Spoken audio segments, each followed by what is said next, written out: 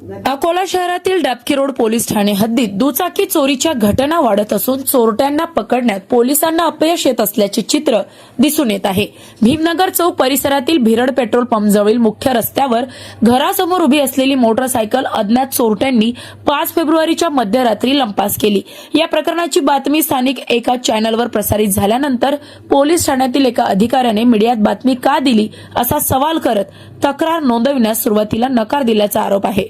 यामुळे तब्बल 5 दिवस तक्रार स्वीकारण्यात आली नाही। अखेर 10 फेब्रुवारी रोजी शेख जमीर शेख अमीर यांच्या फिर्यादीवरून अज्ञात आरोपी विरुद्ध गुन्हा दाखल करण्यात आला।